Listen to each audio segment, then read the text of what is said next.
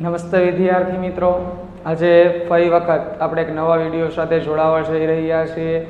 છેલ્લા લાસ્ટ લેક્ચરની અંદર આપણે અભ્યાસ કરેલો હતો ટુ હેવ પ્રેઝન્ટ, કે જેમની અંદર હેલ્પિંગ વર્બ તરીકે હેવ ઓર હેઝનો ઉપયોગ કર્યો હતો. કે જે વાક્યને આપણે એક્ઝામ્પલ જોયા હતા, મારી પાસે ઘડિયાળ છે, મારી પાસે કાર છે, એક્ઝામ્પલ આ પ્રકારના છે. જેમની અંદર આજે આપણે એવી જ રીતના છે બીજો ટોપિક છે કે જે ટુ બી પ્રેઝન્ટની જગ્યાએ આપણે ભણવાનો છે. ટુ બી પાસ્ટ, ટુ બી પ્રેઝન્ટની જગ્યાએ ટુ બી પાસ્ટ. આપણે વાત કરી હતી ટુ હેવનો ઉપયોગ પ્રેઝન્ટ, પાસ્ટ અને ફ્યુચરનો ઉપયોગ પોઝેશન એટલે કે આપણો હક દર્શાવવા, માલિકી દર્શાવવા માટે કરીએ છીએ, કે જે ઓનરશિપ દર્શાવે છે, માલિકી દર્શાવે છે. તો આજે આપણે પાસ્ટનો ઉપયોગ કરવો છે. લાસ્ટ લેક્ચરની અંદર પ્રેઝન્ટમાં જેમના હેલ્પિંગ વર્બ હેવ અને હેઝ હતા, એ જ રીતે પ્રેઝન્ટની અંદર એમના હેલ્પિંગ વર્બ તરીકે આપણે ઉપયોગ કરવાનો છે હેડનો.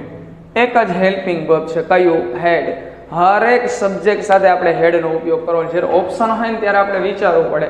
શું કામ? કારણ કે જ્યારે ક્યારે પણ તમારો કર્તા બદલે એટલે હેલ્પિંગ વર્બ બદલાતો હોય. ઇન કેસ કદાચ અમુક સમયે જ્યારે હેવ હેઝ હતા ત્યારે આપણે જોયું હતું કે હેઝ છે third person singular, he, C, it કે નાઉન હતા એમની સાથે લેતા હતા. પણ અહીંયા તો આપણી પાસે એક જ હેલ્પિંગ વર્બ છે, કયો છે? હેડ. તો આમાં આપણે હરેક સબ્જેક્ટ સાથે, હરેક કર્તા સાથે આપણે શેનો ઉપયોગ કરવાનો છે? હેડનો. પહેલા સ્ટ્રક્ચર ઓફ સેન્ટેન્સ જોઈ લઈએ, જેમની અંદર એફર્મેટિવ, નેગેટિવ અને ઇન્ટ્રોગેટિવ આ ત્રણ વાક્યની ઉપયોગ કરવાનો છે. હવે આપણે એડવાન્સ લેવલનું ઇંગ્લિશ શીખીએ છીએ, તો એડવાન્સ જે કાંઈ પણ સ્ટ્રક્ચર ઓફ સેન્ટેન્સ છે, તો જે એડવાન્સ લેવલે આપણે ઇંગ્લિશ શીખવું છે, તો એ મુજબ આપણે તૈયારીઓ કરશું, એ મુજબ આપણે પ્રિપેરેશન કરશું, તો આપણા માટે છે એ ઘણું બધું ઇંગ્લિશમાં ઇમ્પ્રુવમેન્ટ લાવી શકશું. તો જ્યારે આપણે એફર્મેટિવ હકાર વાક્યની વાત કરીએ છીએ, વિધાન વાક્યની વાત કરીએ છીએ, એમાં આપણે ટુ બી પાસ્ટની વાત કરીએ છીએ, તો એની સ્ટ્રક્ચર ઓફ સેન્ટેન્સ બનાવી છે, તો સબ્જેક્ટ પ્લસ હેલ્પિંગ વર્બ તરીકે અહીંયા આવી જશે હેડ પ્લસ અધર વર્ડ્સ. અહીંયા કોઈ પણ પ્રકારનું તમને નાઉન આપેલું હશે, આગળ તમને કદાચ અમુક સમય દરમિયાન છે એક્ઝેક્ટિવ પણ આપેલું હોય, એ વાક્ય જોતા જશો એમ ખ્યાલ આવતો જશે. લાસ્ટ લેક્ચરમાં આપણે જોયું હતું માય વોચ, તો માય છે એ એક્ઝેક્ટિવનું કામ કરે છે, પછી જોશું કઈ રીતે કરે છે. પણ ખરા અર્થમાં માય છે એ વિશેષણ છે, એક્ઝેક્ટિવ છે, કઈ રીતે છે આપણે જોશું. એ જ રીતે negative structure of sentence, subject plus. હવે જ્યારે આપણે આગળ જ્યારે નેગેટિવ સેન્ટેન્સ હોય હતી ને પ્રેઝન્ટની અને ઇન્ટ્રોગેટિવ સેન્ટેન્સ, એમની અંદર આપણે subject plus do or does. Do does શું છે? તો કે સિમ્પલ પ્રેઝન્ટ ટેન્સના હેલ્પિંગ વર્બ છે. આગળ ટેન્સ જોશું ત્યારે આવશે, ત્યારે આપણે ડીપમાં અભ્યાસ કરશું. અહીંયા ડુ અને ડઝ છે એ સિમ્પલ પ્રેઝન્ટ ટેન્સના છે. હવે પ્રેઝન્ટની વાત કરતા હતા એટલે પ્રેઝન્ટ ના આવ્યો, પણ આપણે અત્યારે શેની વાત કરીએ છીએ? પાસ્ટની. તો આપણે પાસ્ટની અંદર છે એ કયા હેલ્પિંગ વર્બ લેવાના થશે? Did plus not plus have plus other words. જ્યારે આપણે જોયું હતું કે ભાઈ ડુ છે એમની અંદર જ્યારે તમે હેવ છે એને એડ કરો છો તો એ હેવ જ રહે છે. એ જ રીતે જ્યારે ડઝ છે એમની અંદર જ્યારે તમે હેવ એડ કરો છો તો એ હેઝ થઈ જાય છે. અને જ્યારે ભૂતકાળની વાત કરते ત્યારે ડીડની અંદર તમે હેવ પ્લસ કરો છો ત્યારે શું બની જાય છે? હેડ બની જાય છે. એટલે ભૂતકાળની અંદર જ્યારે હેડ આવ્યું ને આપણે એને અલગ કરીએ છીએ ત્યારે ડીડ પ્લસ શું થશે? હેવ થશે. એટલે નેગેટિવ સેન્ટેન્સની અંદર શેમાં? પાસ્ટની અંદર. તો આપણે જ્યારે હેડ હતું એની જગ્યાએ શું કર્યું? ડીડ નોટ હેવ કરેલું છે, ત્યારે આપણું એ હેડ બને છે. એવી રીતના ઇન્ટ્રોગેટિવ સેન્ટેન્સની અંદર આ બંનેના સ્થાન આપણે ફેરવીએ તો શું થઈ જશે? Did plus subject plus did plus subject plus have plus other words. એટલે આપણી પ્રશ્નાર્થ વાક્ય બની જાય. એક્ઝામ્પલ જોશું એટલે આપણે ખ્યાલ આવી જશે કઈ રીતના વાક્ય બને છે. ચાલો આપણે એક એક્ઝામ્પલ લઈએ કે ભાઈ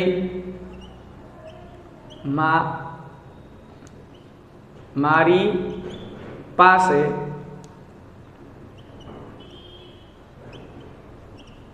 તારો ફોન નંબર હતો. હવે વાત આપણે પ્રેઝન્ટની કરી હતી, હેવ અને હેઝ હતો એ સમય દરમિયાન ની પાસે છે એવું કીધું હતું. ની પાસે છે એ તો વર્તમાન બતાવે છે ને, તો અહીંયા આપણે વાત કરીએ છીએ હેડ ની, તો હેડ એટલે શું થઈ જશે? ની પાસે હતું, હતી, હતા, હતો, આવું થઈ જશે. તો મારી પાસે તારો ફોન નંબર હતો. મારી પાસે તારો ફોન નંબર હતો. હતો એટલે શું થઈ ગયો? પાસ્ટ બતાવે, ભૂતકાળ બતાવે છે. તો આને મારે વાક્ય બનાવવું છે તો પહેલા મારી પાસે એટલે થઈ જાય આય. મારી એટલે થઈ જશે આય. પાસે હતો એટલે હેડ, તો આઈ હેડ. શું હતું? તારો ફોન નંબર, તો થઈ જશે your phone number. I had your phone number. મારી પાસે તારો ફોન નંબર હતો. એવી જ રીતના નકાર વાક્ય બનાવે છે. શું કરતા વિદ્યાર્થી મિત્રો? ન હતો. મારી પાસે તારો ફોન નંબર ન હતો. આ વાક્ય થઈ ગયું કેવું? નકાર. ન હતો એટલે નકાર બનાવવું પડે. તો પહેલા લખવાનું I. Negative structure of sentence જો the subject plus did not have મૂકવાનું. શું કામ મૂક્યું? કારણ કે આ જે હેડ છે એનું આપણે શું કરવાનું? Did not have. તો આઈ ભૂતકાળ છે એટલા માટે ડીડ નોટ. પાસે ન હતો, પાસે એટલે હેવ. શું ન હતું? Your phone number. તો your phone number. I did not have your phone number. મારી પાસે તમારો ફોન નંબર ન હતો. પ્રશ્નાર્થ વાક્ય બનાવો તો આગળ કીધું શું મૂકવાનું? શું મૂકી દેવાનું? તો શું મારી પાસે તમારો ફોન નંબર હતો? શું મારી પાસે તમારો ફોન નંબર હતો? તે સમય દરમિયાન આ બંનેના સ્થાન પરિવર્તન કરી નાખીએ. સ્થાનને ફેરવી નાખશું તો પેલા આવી જાય did I have your phone number. શું મારી પાસે તમારો ફોન નંબર હતો? તો did I have your phone number. અહીંયા ડુ લખી નાખું તો વર્તમાન કાળ થઈ જાય. Do I have your phone number. શું મારી પાસે તમારો ફોન નંબર છે? શું મારી પાસે તમારો ફોન નંબર છે? તો અહીંયા હું ડુ કરી નાખું તો આખે ફરી જાય. બાકી પ્રેઝન્ટ અને પાસ્ટનું સરખું જ રહેશે. એવી રીતના અહીંયા જુઓ, અહીંયા હું હેવ કરી નાખું તો પ્રેઝન્ટ થઈ જાય. અહીંયા હું શું કરી નાખું? ડસ કરી નાખું, સોરી ડુ કરી નાખું, કારણ કે સબ્જેક્ટ આઈ છે તો હું ડુ કરી નાખું તો શું થઈ જશે? પ્રેઝન્ટ થઈ જશે.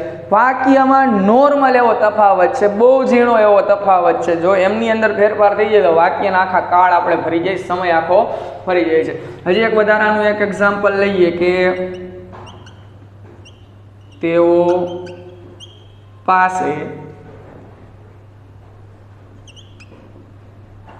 સારું ઘર, સારું નહીં નવું લખો ને, તેઓ પાસે નવું ઘર હતું, અથવા તો તેઓને કરી નાખે. ચાલો, તેઓને નવું ઘર હતું. જો તેઓ પાસે નવું ઘર હતું ને તેઓને નવું ઘર હતું, તો આ બેમાંથી વાક્યનો ઉઠાવ શેનો આવશે? તેઓને નવું ઘર હતું. તો તેઓ પાસે કરવા કરતાં શું કરીએ? તેઓને નવું ઘર હતું. તો આ સમય દરમિયાન છે આપણે વાત કરીએ છીએ તેઓ એટલે થઈ જાય ધે. યારે વાત કરીએ છીએ હતું એટલે થઈ જશે હેડ. ને હતું એટલે હેડ. શું?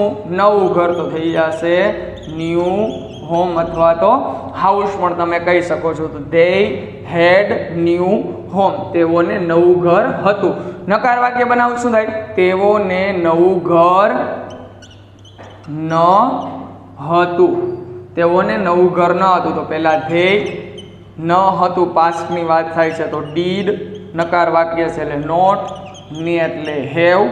They did not have. શું ન હતું? તો કે નવું ઘર, તો ન્યૂ હોમ અથવા હાઉસ પણ તમે લખી શકો છો. પ્રશ્નાર્થ વાક્ય બનાવવું છે. શું તેઓને નવું ઘર હતું? શું તેઓને નવું ઘર હતું? તો સબ્જેક્ટ અને હેલ્પિંગ વર્બના સ્થાન ફેરવી નાખે. શું થઈ જાય? Did they have. શું હતું? નવું ઘર, તો ન્યૂ હોમ.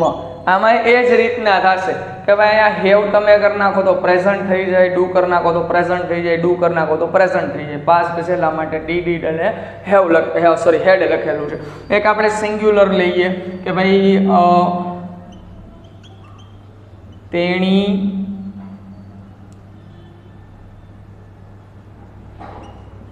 પાસે નવો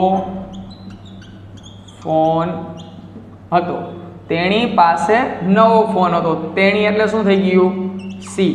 પાસે હતો, પાસે એટલે હેડ, સી હેડ, શું નવો ફોન, તો new phone, she had new phone, તેણી પાસે નવો ફોન હતો. નકાર વાક્ય ન હતો બનાવો, તેણી પાસે નવો ફોન ન હતો, ન હતો તો સી ભૂતકાળની વાત થાય છે એટલે ડીડ નોટ હેવ ન હતો, અને શું નવો ફોન, તો થઈ જશે new phone. She did not have new phone. શું તેણી પાસે નવો ફોન હતો, તો શું થઈ જાય did she have new phone. એટલે ખાસ યાદ રાખજો, અહીંયા ક્યારે હેડ ન થઈ જાય, અહીંયા ક્યારે હેડ ન થઈ જાય. આપણે હેડ શું કામ નથી લખ્યું, કારણ કે ઓલરેડી આપણે અહીંયા ડીડ લખીને કહી દીધું છે કે અમે પાસ્ટની વાત કરીએ છીએ. આ બધી વસ્તુઓ ખાસ યાદ રાખવી. જ્યારે તમે કોઈ કાળને અગાઉથી પહેલેથી કહી દો ને એટલે એના પછી જે મૂળ રૂપો છે ને, ખરા અર્થમાં જે આ હેવ શબ્દ છે ને એ મૂળ છે. શેનું છે? ટુ હેવનું મૂળ જે હેલ્પિંગ વર્બ કેવું હોય તો કહી શકાય. આમાંથી જ છે એ હેઝનો ઉત્પન્ન થયો, આમાંથી જ છે એ હેડ ઉત્પન્ન થયું, આમાંથી જ છે એ વિલ હેવ ઉત્પન્ન થયું. આગળ ભવિષ્યમાં આપણે વિલ હેવ જોવાનું થશે, પણ મૂળ શું છે? હેવ છે. હેવની અંદર ડુ એડ કરી દો તો હેવની અંદર ડઝ એડ કરી દો તો હેઝ થઈ જાય, હેવની અંદર ડીડ પ્લસ કરી દો તો હેડ થઈ જાય, અને હેવની અંદર વિલ એડ કરી દો તો વિલ હેવ થઈ જાય. એટલે મૂળ હેવ છે, એટલે કે જ્યારે તમે આગળ ડુ, ડઝ, ડીડ અને વિલ કયો ને એટલે મને ખબર પડી જાય કે હું વાત શેની કરું. ડુ ડઝ હોય તો પ્રેઝન્ટ, ડીડ હોય તો પાસ્ટ, અને વિલ હોય તો ફ્યુચર. એટલે આપણે આગળ જે કાંઈ પણ આ તમે લખો છો ને એ બધા મહત્વના હોય છે. પછી પાછળ લખો એ મહત્વના એટલા જ ગણવામાં આવે. ખાલી આ લેખે આપણે લઈ દઈએ, અહીંયા ડીડ નોટ હેડ કરી નાખો ને તો તમારું વાક્ય ખોટું ગણાય. એ જ રીતે અહીંયા તમે છે એ ડીડ નોટ ન લખી શકો, ડીડ હેવ ન લખી શકાય. અહીંયા માટે તો મારી પાસે પર્ટિક્યુલર છે જ હકાર માટે હેડ, તો આ બંનેનો મતલબ આ થાય, પણ હું આ લખું તો વાક્ય મારું ખોટું ગણાય. એટલે આ બધી વસ્તુઓ ગ્રામેટિકલ બહુ ઝીણી બાબતો છે, બહુ માઇનર એવી ધ્યાનમાં રાખવા જેવી બાબતો છે, પણ આ વાક્યને ઘણું બધું નુકસાન પહોંચાડી શકે. હું અહીંયા હેડ લખી નાખું ને એટલે વાક્યનો કોઈ મિનિંગ જ નીકળે નહીં.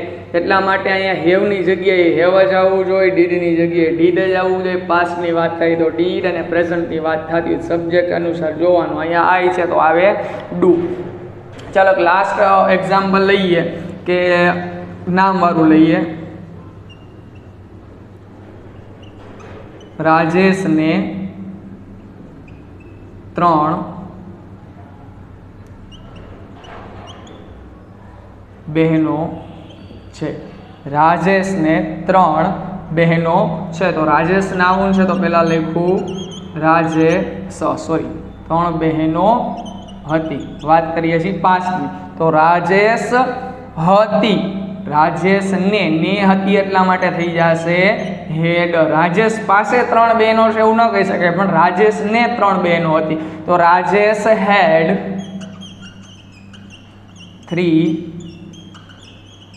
સિસ્ટર્સ. રાજેશને 3 બહેનો ન હતી, રાજેશને 3 બહેનો ન હતી તો શું થઈ જાય?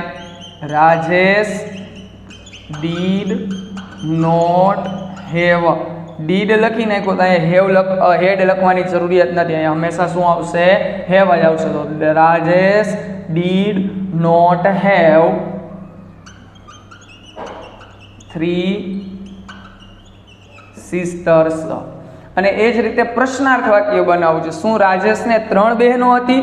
તો એ માટે did Rajesh have 3 sisters. Did Rajesh have 3 sisters. શું રાજેશને 3 બહેનો હતી? Did have. હું અહીંયા 10 લખી નાખું શું થઈ જાય? શું રાજેશને 3 બહેનો છે? કારણ કે શું લખ્યું છે? પ્રેઝન્ટ. અહીંયા 10 લખી નાખો એટલે પ્રેઝન્ટ થઈ જાય છે. હેવનું તો હેવ જ રહેવાનું છે, અહીંયા કોઈ ફેરફાર છે નહીં. ખાલી આગળ તમારે અહીંયા ડુ, ડઝ, ડીડ અને એમની અંદર જ ખાસ ધ્યાન રાખવાનું, પાછળ આપણે મૂળ રૂપ લખવાનું છે. આ ખાસ યાદ રાખવાનું. આગળ ટેન્સ મળશું ત્યારે પણ આ રીતની થિયરી આવશે, ત્યારે ડીપમાં અભ્યાસ કરશું. પણ આ બધી વસ્તુઓને ખાસ યાદ રાખવાની છે. પ્રેઝન્ટની અંદર હેલ્પિંગ વર્બ તરીકે હેવ અને હેઝ આવે છે, અને પાસ્ટની અંદર હેલ્પિંગ વર્બ તરીકે આવે છે હેડ. ચાલો, આટલી વસ્તુ મગજમાં બેસી જાય છે મિત્રો. વધુ ને વધુ પ્રેક્ટિસ કરવાની છે.